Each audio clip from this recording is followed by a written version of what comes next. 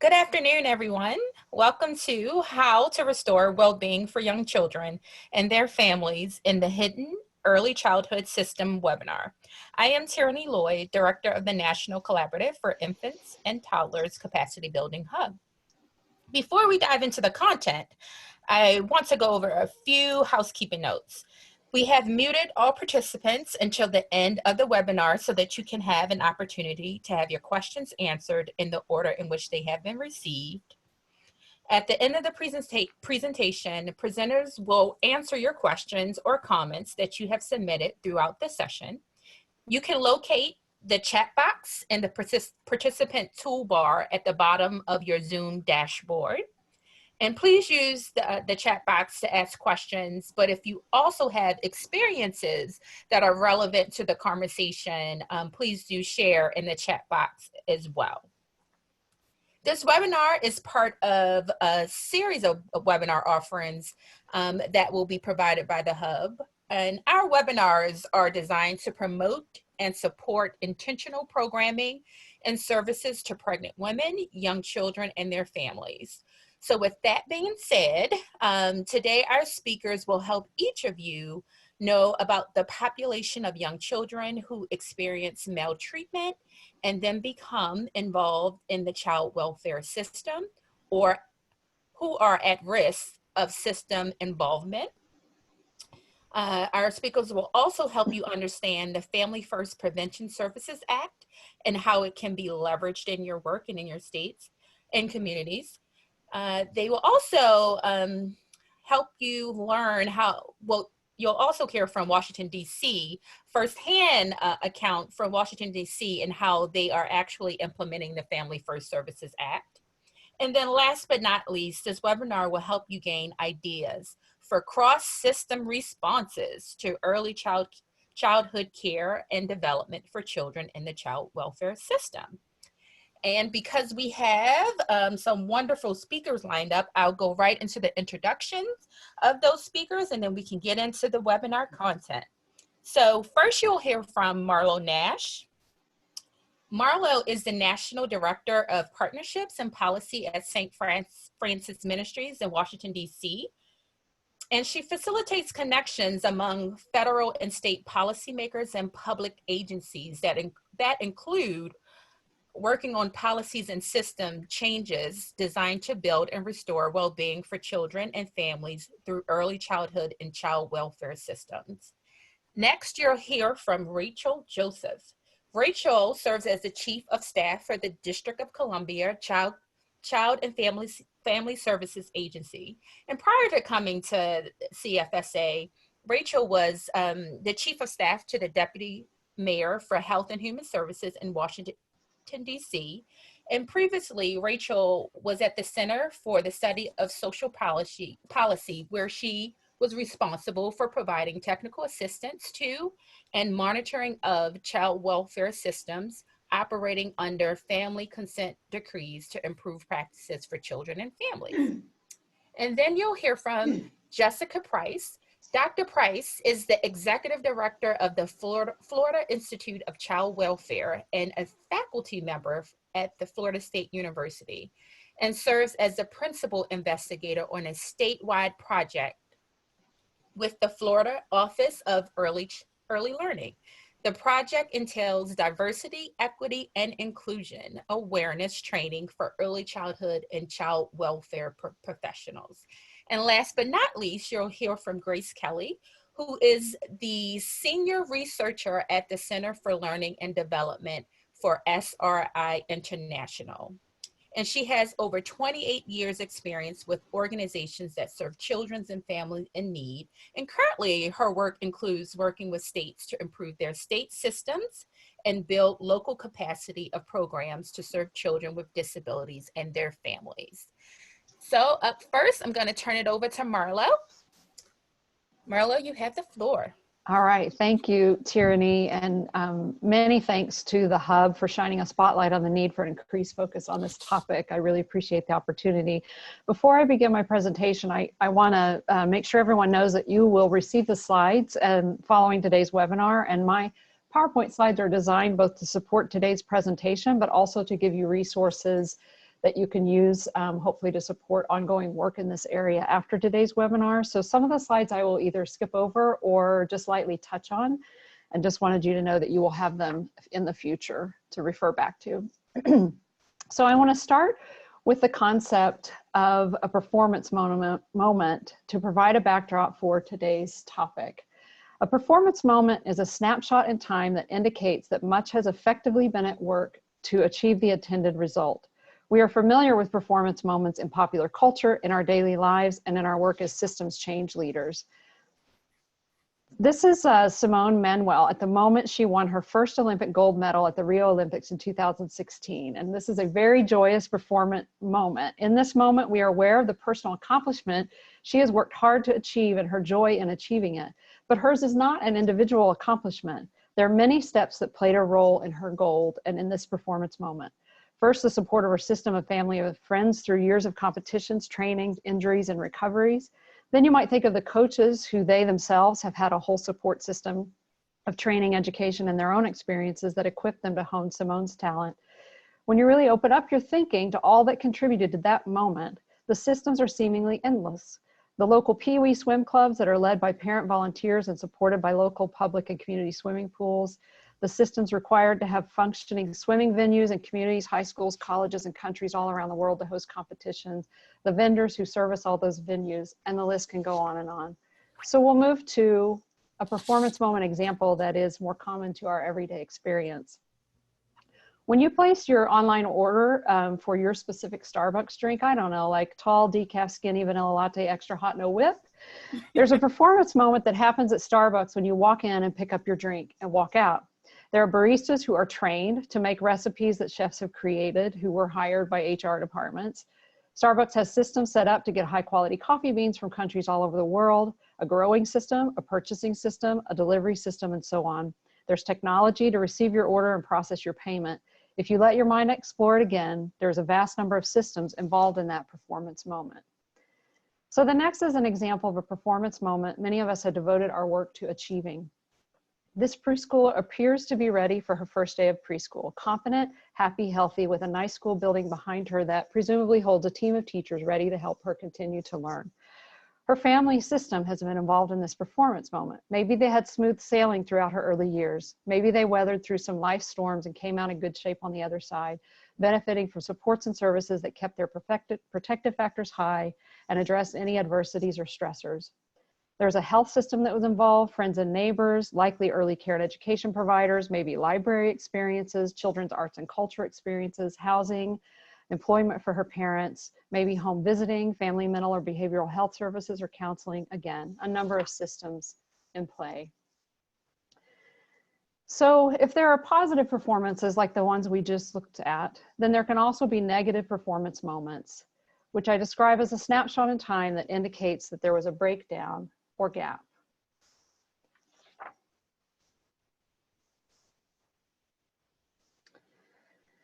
So the next slide shows a negative performance moment that relates to all of the work that all of us do on behalf of young children. 72% of children who die from maltreatment are under age 3. There are many more young children who experience near fatalities. As a negative performance moment, this is an indicator of many systems that have not worked in the way that we want. We can look at the pair of ACEs tree on the next slide, which represents adverse childhood experiences and adverse community experiences. Experiences and environments that can lead up to the negative performance moment of a child fatality include those that the family is experiencing: maternal depression, substance use disorder, mental illness, domestic violence. The negative performance moment also happens as a result of adversities caused by the community environment: poverty, lack of economic opportunity, violence, racism, and discrimination. These are stressors that can lead to child abuse and neglect and to child fatality. These family and community conditions are the ones that early childhood systems leaders, providers, and advocates are working to prevent or address. They are the conditions that child welfare leaders, providers, and advocates are working to mitigate and heal. So the negative performance moment of early childhood fatality is an indicator of multiple systems not working in the way that we intended: mental, behavioral, and physical health care, early care and education, employment, supports for working and non-working parents like high quality childcare that parents can find and access more easily through QRIS systems, supports for kid caregivers or family friend and neighbor caregivers, stable and secure housing, safe communities and home. Each one of these systems could also be unpacked, and we could think about all the systems that are involved. It's important that both early childhood advocates and child welfare advocates see their work as leading to the same desired outcomes. The children and families who become involved with the child welfare system are the same ones that early childhood system leaders are working on behalf of, in the hopes of fewer of them not becoming at risk for the stressors that can lead to child abuse and neglect, and then to entering the child welfare system. Unfortunately, there are many other negative performance moments for young children. In today's presentation, I'll speak to the term that we've used for the webinar, the hidden early childhood system, and overview the Family First Prevention Services Act, and then look at the crosswalk of opportunities that are available for shared work. So the hidden early childhood system, I'm using the term because I believe it is not widely known, first, how many young children are in the child welfare system, and that in many areas of our country, the number is increasing or at risk of increasing, frequently due to substance use disorders and the nation's opioid and meth crises. I also believe it's not widely known what happens to young children and their families when they are in the child welfare system with regard to meeting goals for health, safety, and the development of their well-being while moving through probably the greatest crisis their family has experienced. Please continue to keep in mind that the statistics on this slide represent negative performance moments that result from the breakdown of the prevention efforts that we have to try to prevent adversities and stressors that we know lead to child abuse and neglect from the system, supports, and services of all types that need to be in place to ensure families have the protective factors and building blocks they need to be stable and successful. So you can see 40% of the nation's foster care population is made up of children ages 0 to 5. In some states, this percentage is much higher. 41% of the nation's cases of maltreatment occur for children ages 0 to 4. Children ages 0 to 4 are 3 times more likely to end up in the child welfare system than older children. Infants under age 1 are 4 times more likely to die from maltreatment than children ages 1 and older. Infants and toddlers are removed from their homes at a rate more than double that of children ages 4 to 17. Think about it. The child welfare system is one of few systems that is set up for the express purpose of meeting families at their highest point of crisis and trauma, and then attempting to work holistically to try to heal the situation in the best way possible. It's like the emergency response team after a tornado that is in place to provide immediate stabilizing response. It's also a system that's chronically under-resourced and overburdened. It's a system that needs the partnership of other system leaders to do its work in the most effective way possible.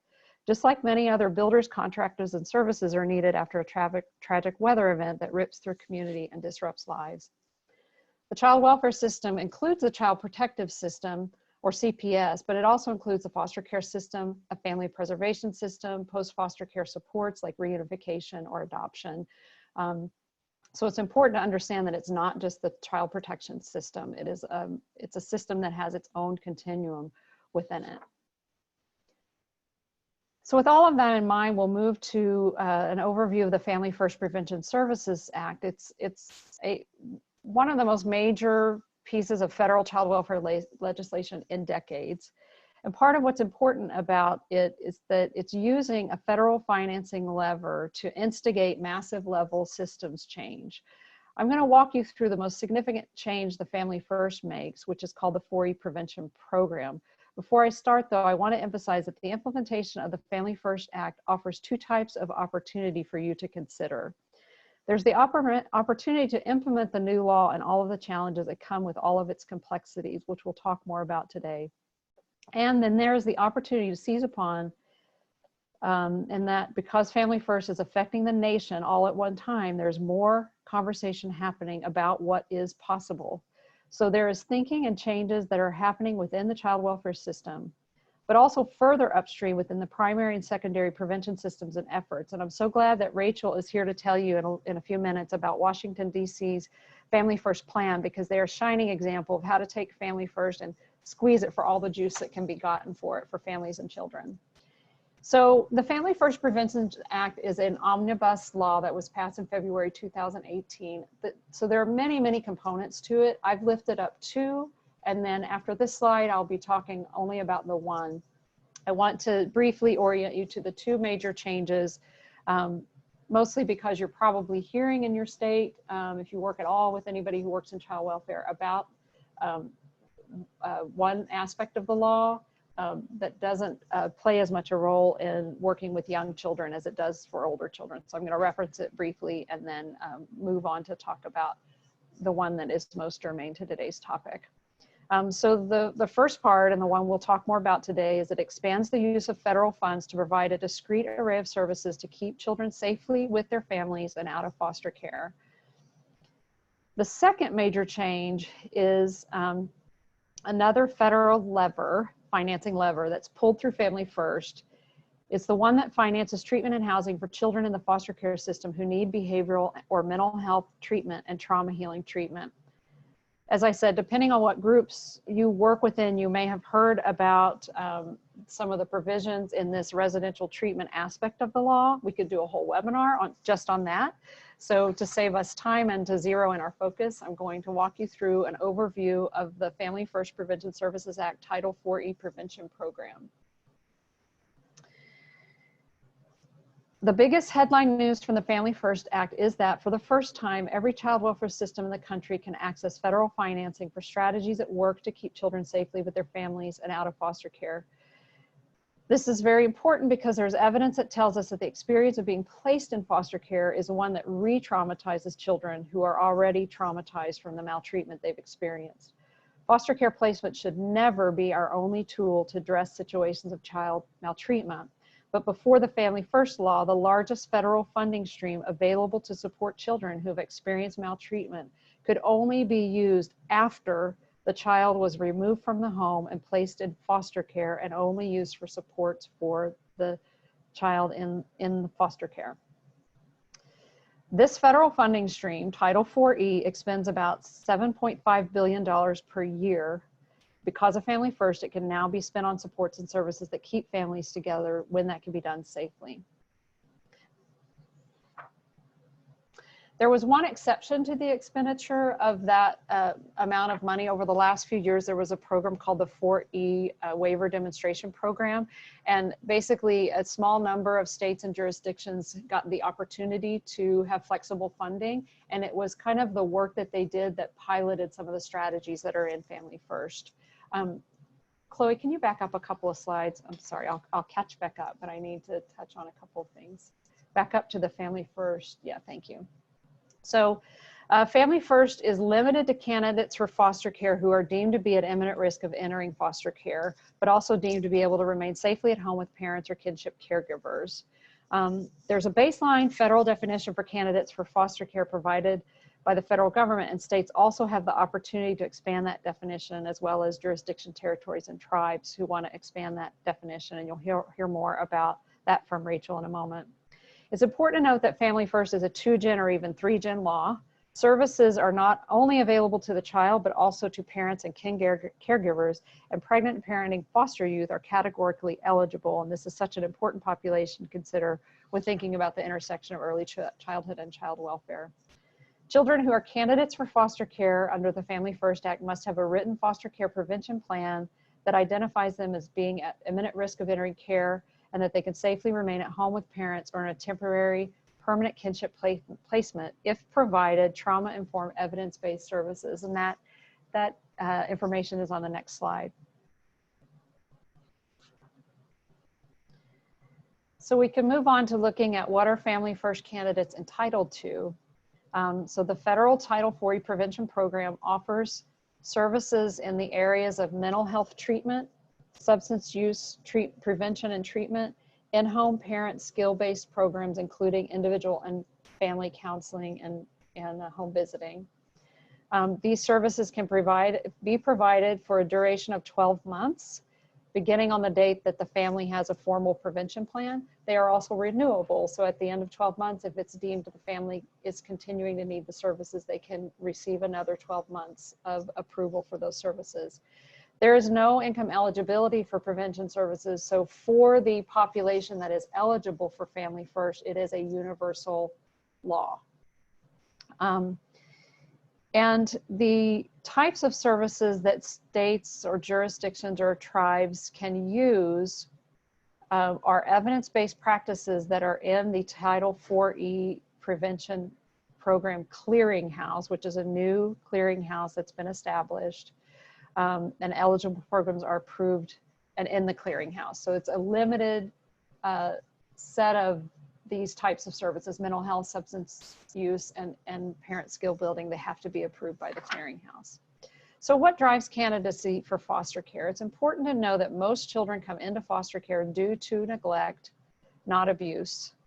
So keep in mind that pair of ACEs tree that we looked at together earlier. Too many families with young children are experiencing the stressors that lead to neglect. In my belief, they should not be vilified because of circumstances they live in, adversities that are often out of their control, that chip away at their ability to ensure their family has protective factors and building blocks are often the stressors that lead to the neglect. It's important to note that many children enter foster care because of neglect that is resulting from substance use disorder that could also be exacerbated by adverse community experiences that we were looking at earlier. Data tells us that 42.9% of child welfare cases are caused by substance use, but there are many pointers that substance use play a much larger role, perhaps as many as 2/3 of child welfare cases. So I'm just going to quickly then run through what Family First is not and what Family First is, just to kind of address some myths and misunderstandings that I think may be out there. Family First is not a primary or in most cases a secondary prevention program. It uses the term prevention in the title of the law, but that is referring to preventing children from entering foster care. It is not referring to preventing harm from coming to a child in the first place. The Family First law, the Family First within the law itself is not evaluated on achieving meaningful life outcomes for children and families. There are lots of things it is evaluated on. There are federal requirements, but I bring this up because it's an opportunity for you to work together in states and jurisdictions and communities to think about comprehensive early childhood plans and how the outcomes desired for those plans also may be outcomes that would apply for the area's work in using Family First. It's not a public health approach. It's not available to all families and children, only those who are candidates. However, it will build a new infrastructure for serving families or build on an infrastructure for serving families, and it's offering new opportunity for stakeholders to work together to achieve a shared vision. Family First is not perfect. I won't go into all the ways why, but one that's important for you to understand is there's a 50% state match to draw down the federal financing for the programs that I mentioned. It's not a grant. It does not provide all the things a family needs to heal. So it's not fully comprehensive in that way, but it does offer a lot of new opportunities. So moving on to what Family First is, it is a federal financing law, as I said, using the federal financing lever to spur systems change. It is a 3-generation family-centered and trauma-informed law, which can be rare in our country. So it's important to note the opportunities it provides. Again, those are opportunities that are in the provision of law for implementation, but offer also opportunities for new conversation or fresh ways to look at how to work on this, work with and support of this population. It is intended to prevent foster care entries, as I said, and it is universally available to the eligible population. So I want to urge you to consider this slide as really just sort of laying out what a system of child and family well-being could encompass in our conceptualization of that. So starting with primary prevention, including secondary prevention, thinking about tertiary prevention is really where we're talking about Family First plays the greatest role, and then stabilization and permanency of foster care. So you see I've put this energy symbol between tertiary prevention and stabilization and permanency to make the point that Family First does not do all these things. It's not primary prevention. It may in some cases be secondary prevention, but it's not a wholly secondary prevention program. It rests largely in this place of trying to prevent children from going to foster care, but hopefully I've left you with some thinking around how it's an opportunity to have conversation about this broader system and to bring stakeholders together to say, let's build this system of childhood, family, and well-being, and let's use this moment in time to really energize our efforts to do that. So I'm just going to quickly go through a few more slides. This is where I'm going to be skipping some that you can look at later.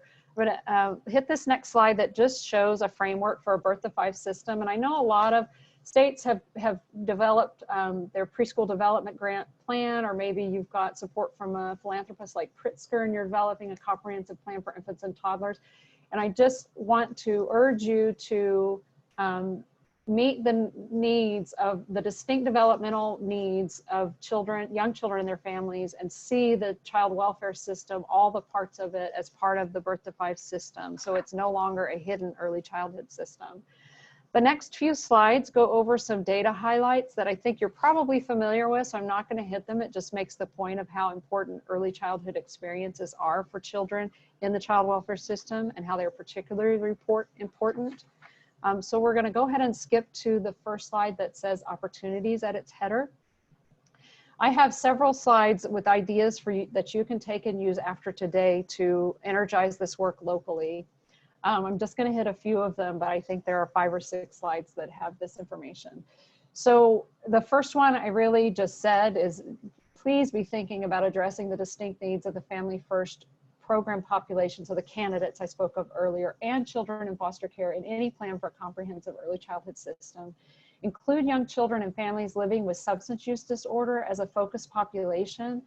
There's such a moment of opportunity, and since the country has such a spotlight on this, maybe there's a way to leverage more federal financing toward helping this population, even outside of early childhood federal financing and child welfare financing, maybe some of the opioid financing and things like that. Ensure child well-being is operationalized as having equal importance to child safety, especially for infants and toddlers. I described the child welfare system earlier as the one that is in place to hit that moment of crisis. And so it is understandable that the child welfare system is on the hook for ensuring that child's safety as a paramount responsibility. But we all know that infants and toddlers in particular and preschoolers have very distinct developmental needs, and the child welfare system needs the full integrated partnership of the early childhood system to really identify and address those distinct needs.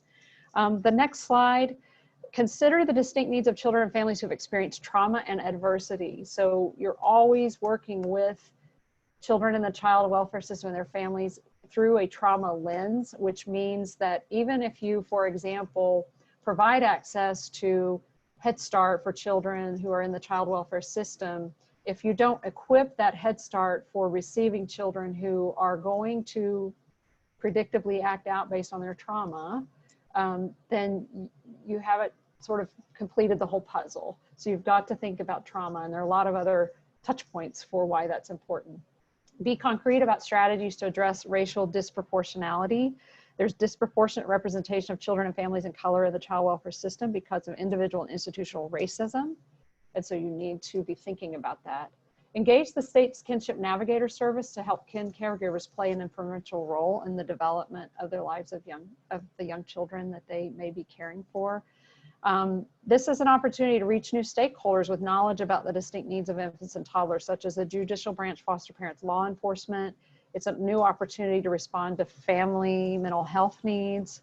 And I think I will stop there. I think some of the other ideas I have there are pretty straightforward, but I would just close by saying I am very passionate about this topic and would be delighted for the opportunity to work with any of you through my role at St. Francis on digging deeper in this and really thinking about how you can, like Oklahoma did in their preschool development grant, really concentrate on this vulnerable population and do many great things to ensure they have better outcomes.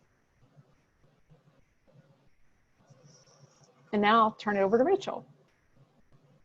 Thanks, Marlo.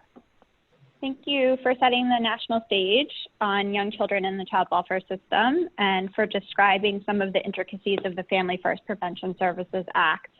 It's my pleasure to highlight how we in the District of Columbia created our plan to put families first.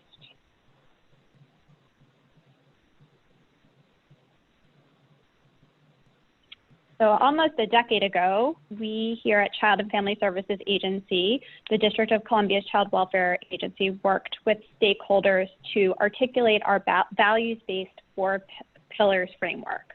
Our 4 pillars, prevention, temporary safe haven, well-being, and permanence, guide our work with families. As you can see from the visual, this framework also illustrates that the agency is only one part of the child welfare system and that our intention as a city is to offer needed services to families before they hit the front door of our agency. This translates into provision of community-driven, community-based prevention services to families in our front yard and on our front porch. Our focus on prevention has worked. In the past decade, we have seen a significant decline in the number of children in foster care and a reciprocal increase in the number of children served in their own homes. At the end of last year, we were serving almost 2/3 of our population in their own homes through prevention services. We've also been able to partner with our 5 Healthy Families, Thriving Communities collaboratives to serve families on our front porch. As you'll see from the next 2 slides, the demographics of the populations we serve in their own homes and in foster care are very similar. Because I know most of you are focused on infants and toddlers, I can break it down further to tell you that 23% of our in-home population is under the age of 3. And 21% of our out-of-home population is under the age of 3. So Marlo explained Family First in a big picture. The act was a rider to the budget bill in February of 2018 and was a surprise to many in the field. While a surprise to us too here in the district, we were in a great position to immediately launch the work necessary to evolve our current prevention work at the time into a plan for what comes next as required by law. I won't get into the details, but the district was fortunate enough to have a Title IV waiver demonstration project. This is a fancy title for a federal program that provided guaranteed funding under federal foster care funding streams, regardless of the number of children in foster care. In the district, this meant that as our numbers declined, we had more money to expand our front porch and front yard services, giving us a great launching point when Family First was signed into law. Other key drivers of our success were a very strong commitment from our leadership, consistent and targeted meetings with our work groups and with our stakeholders, a great staff who were committed to making this work and doing it quickly, and asking for forgiveness, not permission. We were also able to build on previous needs assessments, prevention plans required for federal funding like MICV, Race to the Top Early Learning Challenge, PDG. We very quickly brought our sister agencies and partners together to look at the data that they all had, who were potential candidates, who were potential further upstream populations, what did we know about the services we already provided, and where were the gaps. We quickly convened a work group of relevant partners to review the available data, convene families and providers, and identify our target populations and recommended evidence-based programs. You'll notice from this slide that initially our education and early childhood partners were not explicitly at the table. While we of course recognize the important role those partners play in prevention services, it was not until we were well into our planning that we realized just how many of the programs our plan would rely upon and how many rated by the federal government would be focused on young families and young children. As I stated before, we have a strong internal agency team which did much of the legwork in between meetings with the larger work group. This team was also supported by our partners at Chapin Hall, and other subject matter experts. And we had a significant feedback loop where the internal team on a regular basis shared with a larger group, and we were able to obtain recommendations and inform the prevention plan content. Throughout this process, we identified the list of target subpopulations for whom we would be seeking to define candidacy. These subpopulations are known to us and are being served by the agency at our front door or our community-based providers on our front porch. Focusing on subpopulations, we are able to choose an array of evidence-based services aligned to their needs. To just go into detail a little bit on this slide, the front porch category, the first three categories are front porch. These are families that we are serving through our community-based providers through who have not yet come into care or who have been in care and have exited to permanence. And the front door are those who we are internally at the agency serving. Next slide is our theory of change. In the interest of time, I'm not going to walk through the details of this, but we're always happy to go deeper at a later date with anybody who'd like to chat. The next few slides highlight the services eligible that we chose. So as Marlo discussed, the services eligible for federal claiming had to meet two requirements. They had to be in the categories of in-home parenting, substance abuse, or mental health, and they had to be evidence-based and rated on the federal 4E clearinghouse. The federal 4E clearinghouse began rating programs after we submitted our plan and is not done rating programs. So our plan continues to be in evolution, and what we are able to claim federal dollars for also continues to evolve. Using those parameters, we in the district looked at programs we were already implementing, aligned them to the target populations, and decided on this array of services. As you will notice, many of these programs, especially the in-home parenting ones, target families with young children. It was at the point of choosing this full array while awaiting the ratings from the federal government that we in the district realized the alignment of Family First implementation with our early childhood system.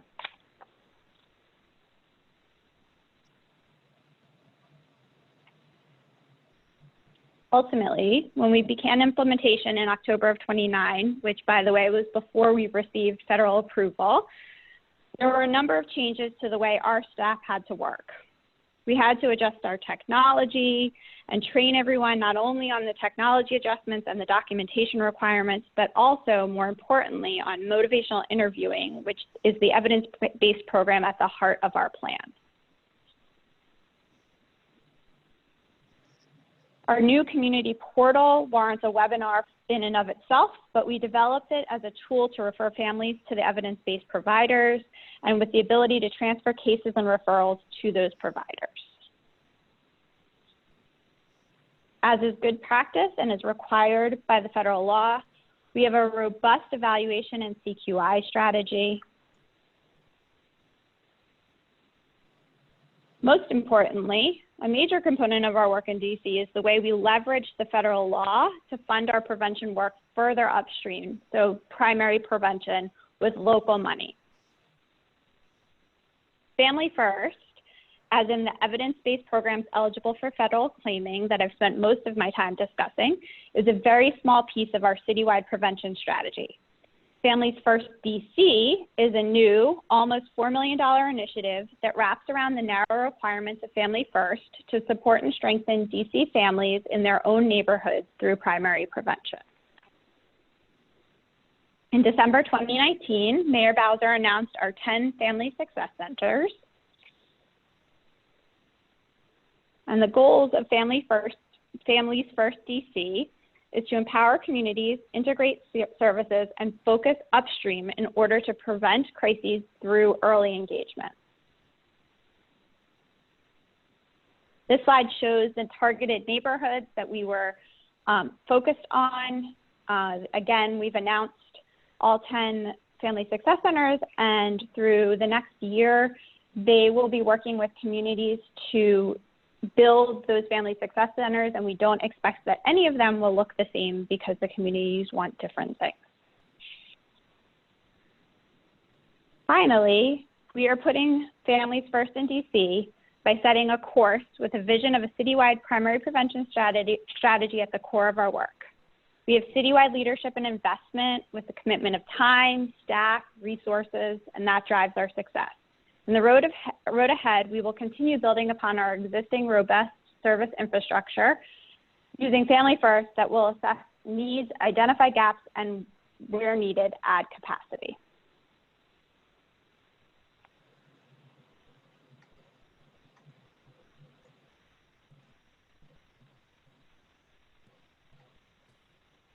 At this time, we're going to hear from Jessica Price.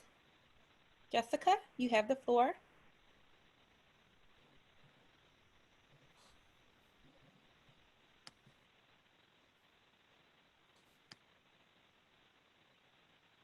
Hi, I just unmuted myself. Can everybody hear me? All right. Again, my name is Jessica Price, and I'm going to talk briefly about cross-system responses to dually served minority youth. Next slide. The first slide I want to, a little bit before I get into kinship care, I am representing the Florida Institute for Child Welfare. We're located at Florida State University in Tallahassee. And we were created by the Florida legislature. And our foremost responsibility is research and evaluation and informing the policymaking process here in our state. So the research that we do is from various angles. We look at the workforce, turnover, retention. We look at human trafficking, racial disparity, mental health, behavioral health. And over the last year and a half, we have been spending a lot of time looking at kinship care in preparation for the Family First Prevention Services Act, working in our state to try to get a couple of our navigator programs on the clearinghouse, which I think the clearinghouse was discussed a little bit earlier. So yeah, so that's a little bit about where I'm coming from here in Florida. A couple of the slides will talk about a couple projects that we have going on here. So I did want to talk about the different types of kinship care to start off. So almost 2.6 million children in the United States are being raised in some form of kinship care. And I saw that someone asked in the chat, how is that defined? And it is defined, really depending on where you are. But there is informal kinship care that doesn't involve us at all. And if I say us, I'm talking about child welfare, because I've worked in the system and I'm researching in the system right now. So without us, it could be someone that says, I would like my child to live with a family member until I can take that child back in. So very informal. It could also be voluntary with our involvement, where when I was a caseworker, we have asked grandma on behalf of mom, can you care for this child? And then there's formal, where, of course, as we know, it is mandated by the court that a child must live with a different family member and not live with their biological parents. All right, next slide. So I wanted to talk about two projects here in our state where the projects were very focused on enhancing partnerships between child welfare and early learning. One of the projects was in Broward, Florida, and it was Family Central, which is a community-based care agency here in Florida. Just a reminder that we are private. And when I say we're privatized, our child protective services is public, but our ongoing services for families and children is private. So Family Centrals is a private provider here, and they worked in Broward on infrastructure design to guide and sustain permanency for young foster children, and it was called Bridges. So one of their main tenets of that project was they built policy around staffings.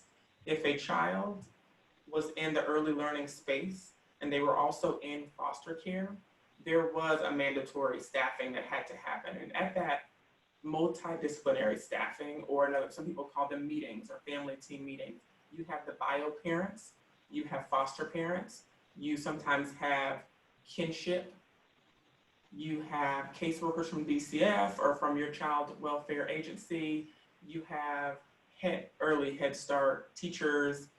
So that is, again, a full staffing about the multiple layers of vulnerability that a child from the foster care system is bringing with them into the early learning space, especially if they're minority. And we'll get into that a little bit later in my slides. They also, in Jacksonville, Florida, the Family Support Services of North Florida organization did an early learning education partnership, and they did several things. One of the biggest things they did was they convened a committee, an oversight committee that met monthly over the phone and had some face-to-face meetings. And their job was really to create a framework and create advice and guidance when it comes to, again, these dually served young children that are in foster care, also in the early learning space. So in addition to that committee that they created, they also did things like there must be trauma-informed care. We've been hearing about trauma for the last 45 minutes. I know that Marlo and Rachel discussed that. So that is something that was a part of their project. Trauma-informed care for teachers, of Head Start teachers, child welfare workers. It was cross-system training. They also created a certification program. So if you are a professional who wants to be certified in how to intentionally and effectively care for kids that are in both systems, there was a certification program created just for that. They also created policies around developmental screenings for these children, and also policies around the communication between a caseworker and, for example, a Head Start teacher. I think that it is extremely important that that communication be open and that the ball isn't dropped, as it so often is dropped right here in our state when it comes to continuing care for children and their overall well-being.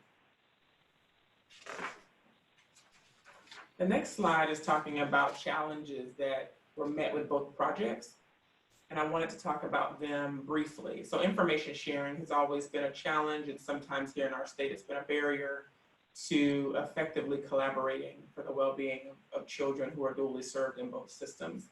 And I think we all understand the importance of privacy and making sure things are secure, but there were a lot of challenges dealing with that with both projects. Developing and maintaining advisory committees. So both projects did that. They created an advisory committee, and as we all know, you create a committee and there's momentum and effectiveness, but being able to sustain that over time has been extremely challenging for our state. Availability of high quality ECE programs. And this specifically was about trauma and about professionals in the ECE space understanding child welfare. And we actually did a webinar late last year that talked about just that. What is child welfare? What is early learning? And how can we truly understand what the other entity is doing so that we're not in the dark? So the lack of trauma-informed educational pedagogy, and also just a lack of understanding, again, of the multiple layers of vulnerability for dually served minority youth. And the fourth bullet is evaluation. So we do a lot of data tracking in our state and around the country. We look at data, we monitor data, but I know specifically here, we don't do the best job of rigorous evaluation of our curricula, or of our pedagogy, and of our approach with these children. So high quality evaluations for our approaches was also a challenge. Next slide. So I wanted to chat about minority youth in general, specifically, on this slide. So again, I'm coming from the child welfare space where implicit bias, as many of us know, has been very much involved in decisions in child welfare and also permanency outcomes for families. So implicit bias, as it's written, is attitudes and stereotypes that affect our actions and decisions, yet are unconscious to us. This type of bias is often unidentifiable and untraceable, and even to the most introspective people. So it's always important for me to put that out there, that this is not only affecting child welfare, it also affects early learning spaces. So a couple of colleagues have done research on this, and this is a very small list, but Black caseworkers are more likely to verify, substantiate maltreatment for Black children. I discuss that because I think that some people feel when you talk about bias, you're talking about a certain race of people. But when I talk about it, I'm talking about the bias that sits in all of us. So it's going to be extremely important to be open to discussing what biases that we all have in us and how that might be affecting the kids that are in our care. And Dr. Detlaf did a project looking at, with all things being equal, African Americans were still more likely to have allegations verified and substantiated. So if you had a white family and then you had a Black family and comparable histories, comparable maltreatment codes, comparable family makeup, it was still highly likely that the Black family would be separated and or court-ordered mandated services. So again, I think in the early learning space, having an understanding of this is going to be extremely helpful. If you truly understand what is going into decisions in child welfare and what is impacting child welfare outcomes, I believe that it will give you a different perspective when those kids come into your classrooms or come into your organizations. In Florida, I also wanted to add that in Florida, and this might be comparable to the rest of the country, in our early learning space, 45% of all the kids are Black. And when I think about that, I think it's even more important to, as Marlo said in her presentation, to be open about talking about systemic racism and what it's doing to both systems and how we can combat that. Next slide.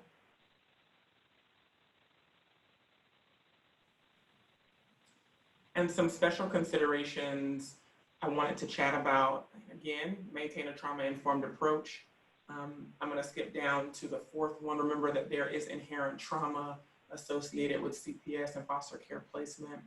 As an educator in early learning spaces, as an administrator in early learning spaces, understanding again the inherent trauma really should posture your workforce in a different way. There is so much trauma when you separate a child from their family, and going to number 3, doing our best to stay informed about that trauma history. And I go again, I know that we can't share everything or know everything. But having that understanding is going to really impact our approach. Advocating and ensuring family connections stay strong is also something that I think should be considered in a special population, because it's going to mitigate the harm of continued and consistent and personal connection. So for example, I remember telling a Head Start teacher that if one of her students had not seen their mother, they could not remember when the last time they saw their mother was. And she didn't know what to do with that. And she didn't know if she should call a caseworker or what she should really do. And this broad information really is the biggest part of it. Is what do you do in a very intricate situation like that? You can advocate for family connection. You can call the caseworker, you can call their supervisor, and you can say, you know, I'm teaching this child and she hasn't seen her biological mother. Is there anything we can do to facilitate that connection? Because it's extremely important. And the last bullet is remind the workforce, both workforces, that trauma impacts a child's ability to attach, self-regulate, and learn. So I know that there's a lot of information out there around expulsion and discipline and things like that in the early learning space. And again, just the trauma and the training is extremely important to know that it's going to impact their ability to self-regulate. They may not be dealing with attachment well, and frankly, the disparities in educational outcomes could be because trauma is impacting their ability to learn at that time. So all of these special considerations is going to help them to attach better, to self-regulate, and to eventually learn, because that is going to impact their overall well-being. Thank you for your time and attention.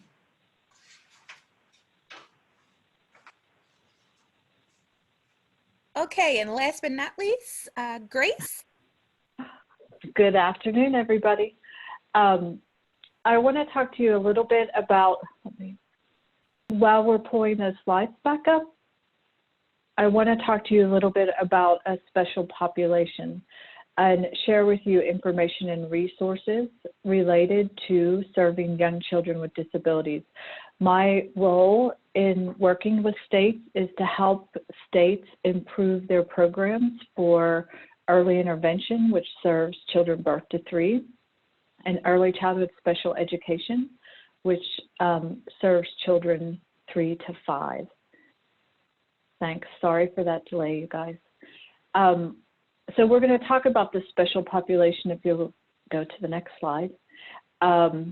What we know about child maltreatment, and we've certainly had some information shared about these numbers earlier in the presentation, but that more than a fourth of children involved in child welfare are under the age of 3.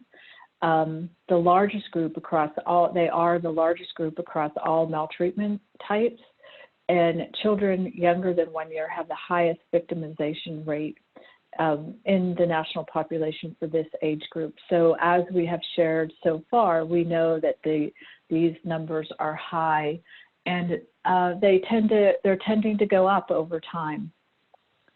The next slide.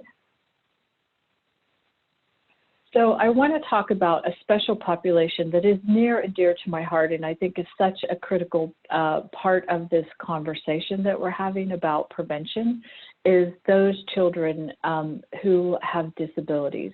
So both Part B, which is referred to for children, the program, it's commonly called the Early Childhood Special Education, which serves children 3 to 5, and Part C, which serves children birth to 3 and their families, contain explicit requirements for states to actively identify children and determine their eligibility for services.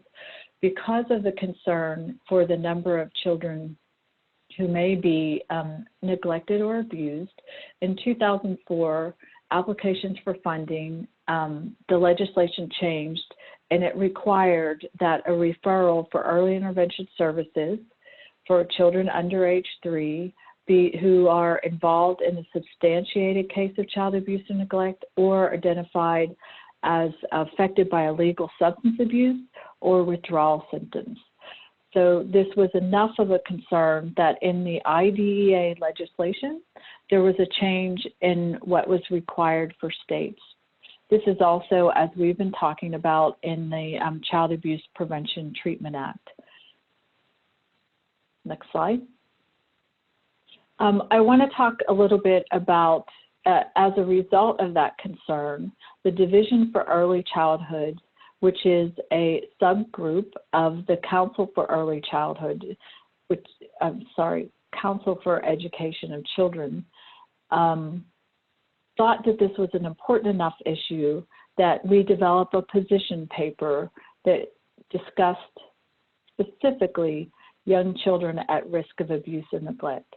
One of the things that the position statement states is that we know that young children are disproportionately affected by child maltreatment, that children who have the disability are at higher risk for maltreatment, and children who experience maltreatment are at higher risk of developing a disability. We know that young children who have been maltreated are often participants in early childhood programs in their families and are often known to access multiple services. This was based on some research that was done as well that really looked at how early intervention services and early childhood special ed had an impact on affecting the well-being of children who are at risk or who may have experienced abuse or neglect. So we know that those children, that these two programs, early intervention and early childhood special education, can have an impact on improving outcomes for those families who have a child with a disability. Next slide. What we know about prevention, let's talk about concerns about developmental growth. We know one of the resources that I want to share with you all is the importance of referring children to Part C or Part B, as they're referred to, in your state, in your programs, in your communities. If you have any concerns about developmental growth, making a referral to your local program I think is important, and it's a good support for families.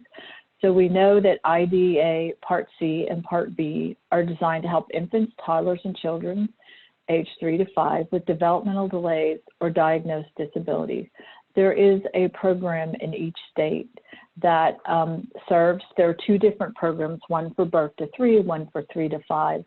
And I have included the link so that if you want to find out where that program is in your state and who the contact is, that you can reach out and make a referral to that program.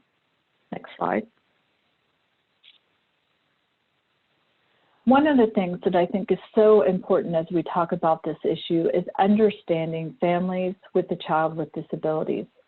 We know that in particular young families, as they learn that their child may have a delay or disability, that this can cause a lot of additional stress.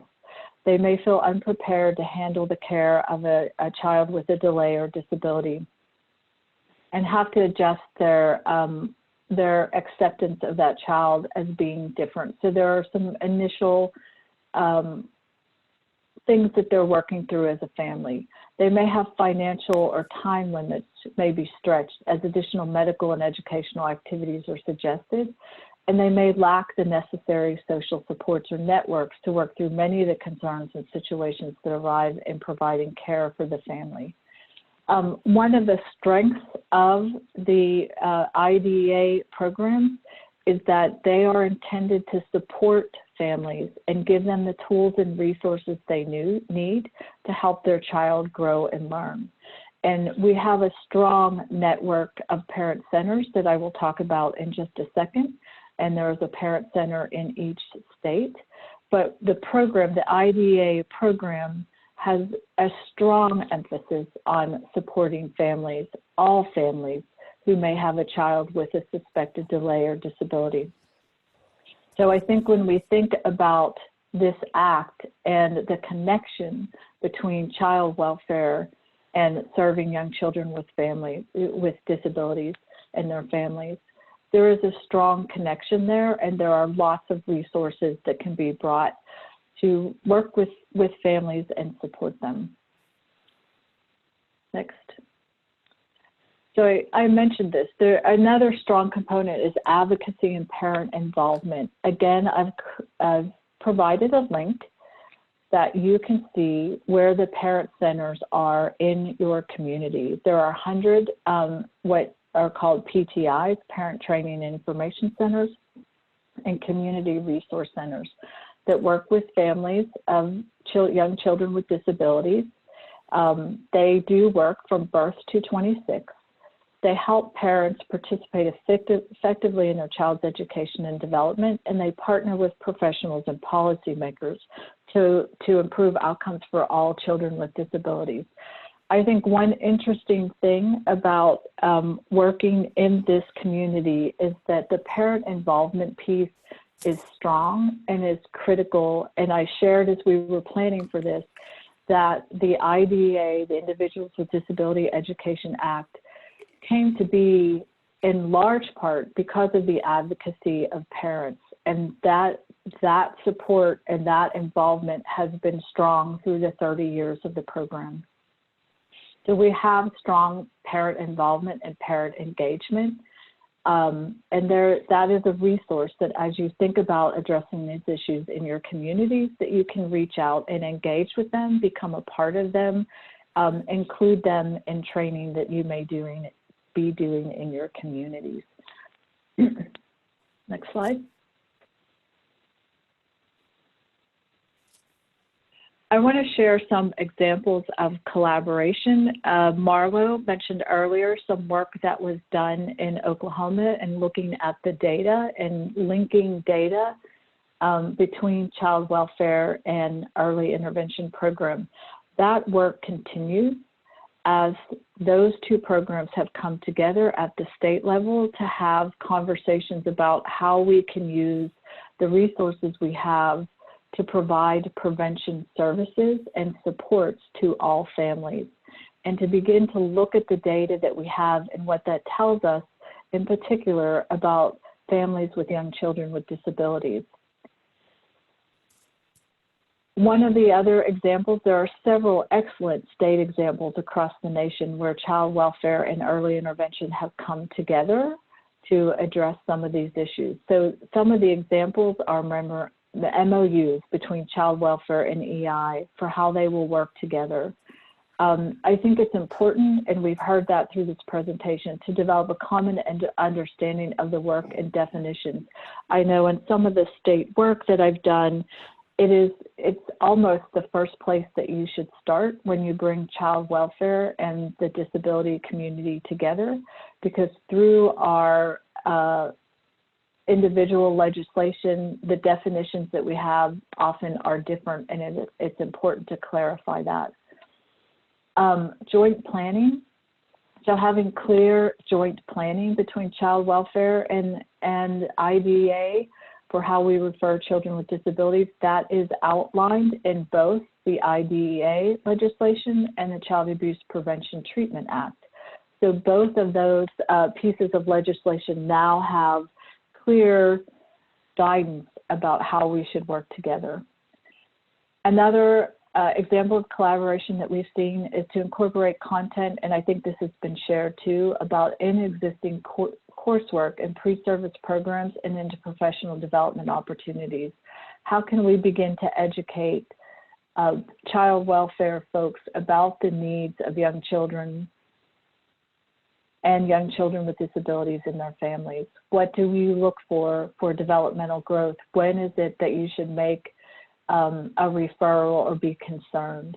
Also, educating the early intervention folks about what to look for, because they do home visits, how they can support families in prevention activities, and what to look for if there's concern. The other thing that we've seen is including child welfare. Every state has a state interagency coordinating council, both for early intervention and early childhood special education. Including child welfare membership on that at the local level and at the state level certainly improves that coordination and collaboration and those opportunities to work together. Providing training of child welfare staff on early childhood comprehensive education system and the programs, and increasing their understanding of the early childhood systems that exist in each state. And again, making those referrals if you have concerns about developmental delay, potential developmental delay or disability, and reaching out to families to help them understand the opportunities for growth for their young children. And then I think I'll stop there so we have time for questions. These are two resources, excellent resources for you all related to young children with disabilities. The DAISY Center, which works on helping states collect, analyze, and use their data. So a lot of the data linking that occurs can occur through technical assistance through the DAISY Center, and the Early Childhood Technical Assistance Center, which has a wealth of resources and information related to this issue on their site, and also do technical assistance with states around these issues.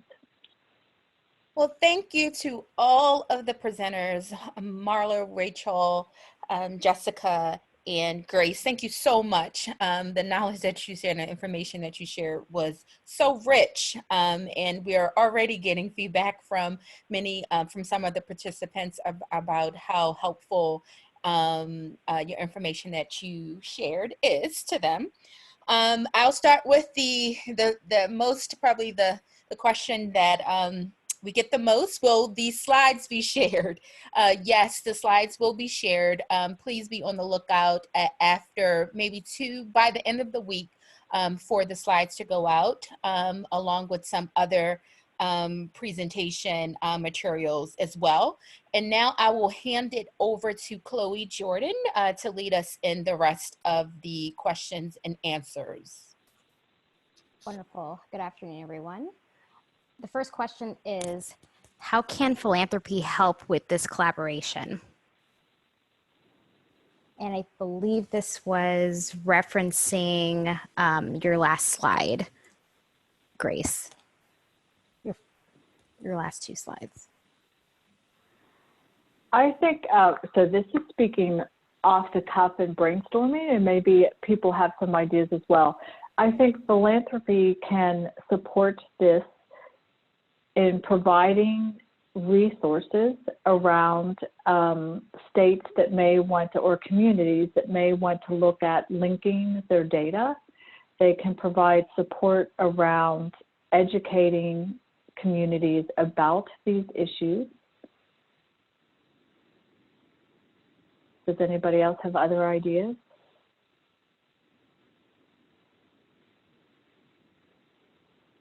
I think also public-private partnerships to support community capacity. Yep. This is Marlo. Can you hear me? Yes. So within the Family First Act implementation, you know, we listed the types of services that are possible, and then we talked about the federal clearinghouse, and that programs have to be approved by that clearinghouse. So there are a couple things, and Rachel, I'll sort of set this up, but invite you to add. There are evidence-based programs all around the country that need to go through the rigor of research required to be even considered for the clearinghouse. So that's something that private philanthropy could help support, is finding those evidence-based practices that maybe were developed locally by a state but could be useful for the whole country, particularly that focus in on young children. Across that spectrum of mental health services to the family, substance use disorder services to the family, and the home visiting parent skill building and individual and family counseling. So there's work to do around those evidence-based practices. Then I think another thing I would add is that philanthropy can support the coming together of child welfare stakeholders, early intervention stakeholders, and early childhood stakeholders, to give them space and time to collaborate on this work together, and then support what that collaboration determines they can do going forward. So there's going to be advocacy needed, there's, you know, training needed, there are all kinds of things that will be necessary to fully address this population. So this is a great moment for philanthropists to step up and help those conversations happen, because of the energy around Family First, and the eye toward now Family First has moved us upstream one step, and there's a lot of excitement and energy about moving further upstream. So it's a moment of opportunity for philanthropists to seize, to help keep that help those conversations happen, and then help support the work that comes out of those conversations.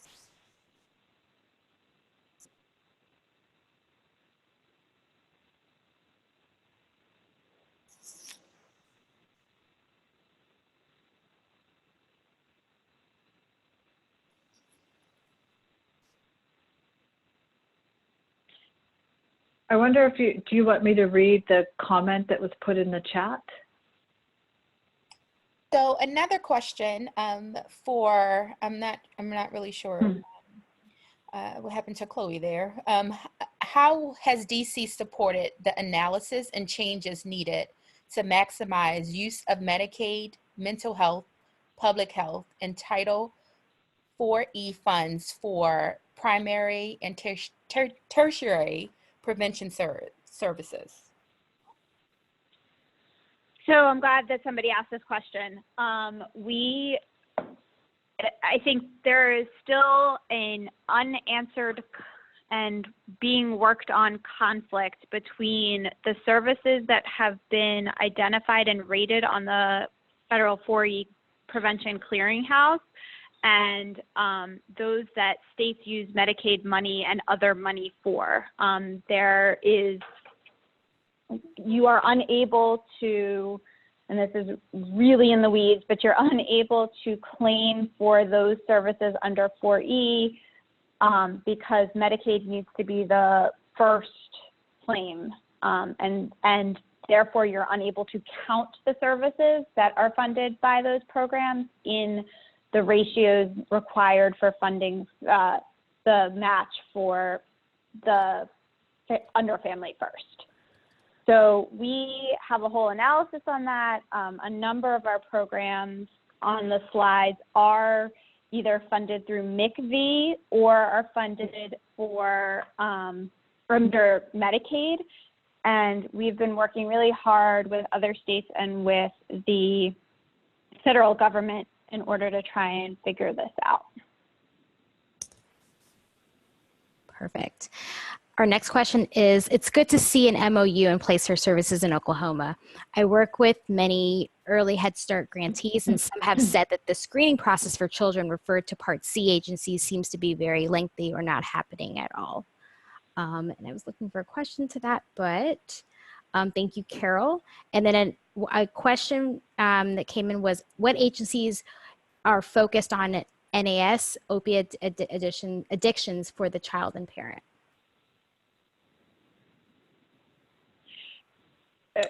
So this is Grace. While people are thinking about that, let me respond. One, to the person that asked the question about screening and referral. There are timelines in place for screening and referral to early intervention and early childhood special education. So we could talk about that offline, and you have our contact information if you wanted to contact me and talk a little bit more about that. And then just to start the conversation, I think one of the critical issues that is occurring in early intervention is the number of children who are coming to the program with opioid or NAS concerns. So I think that we're seeing that across the nation. Perfect. So that's one program that is reaching out and serving that population. And this is Marlo, and I think the question asked about what agencies. So, you know, in your state, there's the Mental Health and Substance Use Agency. They're often combined or they may be separate. But one of the points I would make about Family First is that there is a need to make sure that the family-centered approach that's in Family First is being fully leveraged in your state. So unfortunately, in some states, there is kind of a technical implementation of Family First that's happening, where it's just sort of maybe shifting a little bit of the programming that was already going on. And in my mind, that misses an opportunity to build new relationships across agencies, to reach out to agencies that primarily provide adult services, make sure they know about Family First, and bring together folks to talk about what can be done specifically for young children and families who are dealing with substance use disorders. So there are some strategies that different states are using. I don't have them all crystallized in my mind to talk about in the moment, but I can try to find resources that could follow on to this webinar. But there are pockets of activity. There's an evidence-based program, for example, in Kentucky that has been showing great results. It's called START, I believe. And so, but I think that one of the things for you to check into is there a table set where that conversation is happening about how to focus in specifically at this intersection of young children, the child welfare system, and substance use disorders? Because in many places, the number of children coming into the child welfare system, young children, is increasing because of the substance use crises, whether it's meth or opioid in that state. So you're right to be thinking about that and asking who to bring to the table. Another question is, how are states with Help Me Grow integrating Help Me Grow with FFPSA? So this is Rachel from DC. We have Help Me Grow, and I think the quick and unsatisfactory answer is that we have not yet incorporated it. It was something that we actually talked about last week and have been working to get more information from our Department of Health partners to understand if there is a good way to incorporate Help Me Grow into Family First, or Family First into Help Me Grow. Great. Another question is, FFPSA able to support infant and early childhood mental health consultation in child care centers, for example? So Family First money claims are child specific. So the answer to that is it will depend on how a system is set up and whether you can document that specific consultation was tied to a child who is considered a candidate and to their prevention plan. Perfect. Another question is, what percentage of numbers of infants are born NAS in Florida, and what approaches and resources are available?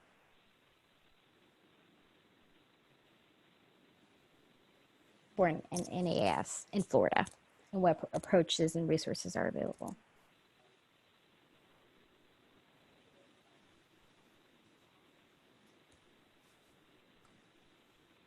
I believe that might be for Jessica. Hi, Chloe. Hi. I'm on mute. No, that's could you okay. repeat the question? I can try to answer. I did hear Florida. What was the question? What percentage of numbers of infants are born NAS in Florida, and what approaches and resources are available? So I don't have the information about the percentage, but I know that we have a very robust Healthy Families program here, but I know it's a national model. But I know the CEO of Healthy Families here, and of course, Healthy Families is when an actual professional from Healthy Families goes into a home when there's a newborn, and I think it's between 4 and 6 weeks that she works with that new mom, and many of their populations are teenage moms. But I can probably find some resources on the actual numbers. Thank you. You're welcome. And scrolling through.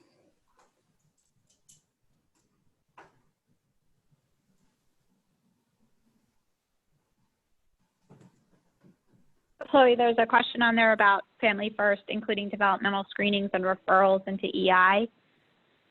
Thank you. That I Yes. can quickly answer. It says, I think both developmental screenings and the referrals could potentially be a part of many of the programs that are eligible for Family First funding, but it's not directly funding developmental screenings and referrals. Perfect.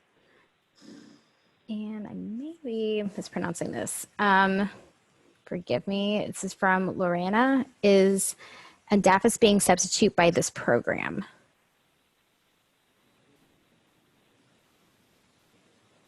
What was that?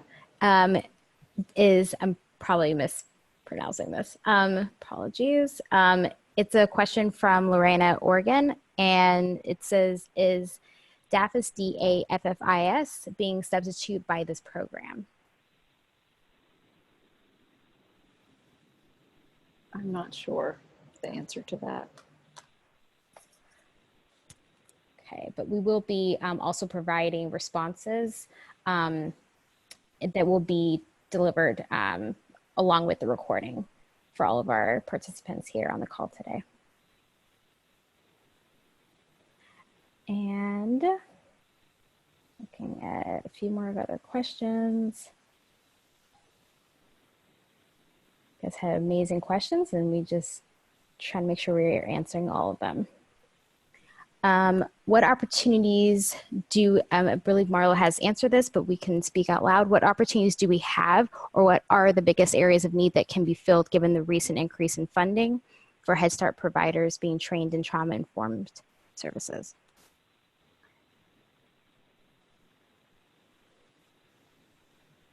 I did answer it in the chat. I don't think my answer was sufficient because I just basically I said I see the need as Head Start providers and all early care and education providers being trained to receive children who are who have experienced trauma, because I think there are locations that have attempted to open up slots for children in foster care as a strategy, but then the kids come into care and then there are challenges in the classroom because they're as you would expect, frequently acting from the trauma they've experienced.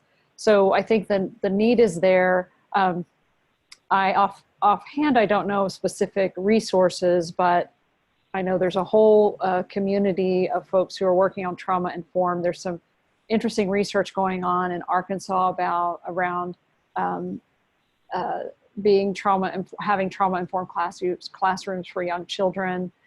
There are states like Missouri that are going through and having their whole state system be trauma-informed.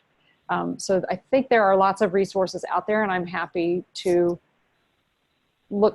put some of those connected into the resource list for this webinar. But Kelly, if you want to further refine your question, if I haven't given a helpful answer, I'm happy to see if I can add more, if I better understand what will be helpful. Perfect. And another question is, are there special help/organizations for kids born with opiate addiction? I think it's important, if folks don't already know, that every state has a plan of safe care that speaks exactly to that. What happens when a child is born addicted to substances in the hospital, and how, what is the response for ensuring that child is safe? So if you're not aware of your plan of safe care in your state, I would encourage you to find that entity that is working on that, and learn more about what they're already doing in your state. As is often true across states, some have very robust plans of safe care and some are still in sort of a developmental stage. But Congress recognized the high need for this in the Support Act, which was in the last Congress, the congressional response to the opioid crisis. And they put significantly higher amounts of money into federal resources for plans of safe care. So there's activity going on in every state using that federal funding. I also just posted in the webinar chat the Children and Family Futures and their website. It's an excellent place to go for all things related to substance use and child welfare. So it's a great resource for that. So those are two resources that I'm aware of that I would encourage people to look into on that topic. Awesome. And Anise, we will definitely highlight resources that promote trauma-informed childcare to share with you. We will be sure to make sure everyone gets reading materials related to all areas of this topic that we covered today. And one last question. Yeah. Oh, what? Are you going to do Katie Roper's question, Chloe? One more time? Or Kate Roper just asked a question about the 4E clearinghouse. And it is not the California clearinghouse, which is why the federal government is still releasing ratings on programs. Unfortunately, they decided to create their own brand new clearinghouse and not just use the California clearinghouse. Perfect. And last question, does FFPSA include developmental screenings and referrals into early intervention? I think I already answered that, Chloe. Okay. Sorry, everyone. That is all for right now. I have checked off. Okay, well, thank you so much, everyone, for joining us today, and a special thank you again to the presenters for all the wonderful information that they shared. Please do be sure to fill out, you'll get prompted to fill out a survey. Please do fill that out because there were so many topics presented today. We want to know where you would like to go further, or if there was topics that weren't presented that you would like to know more. So please do complete that survey that you will be prompted to do at the conclusion of this, when you log out of this webinar. Again, thank you all for joining us, and be on the lookout for the recording as well as the webinar slides and other resources that were mentioned. Have a great day.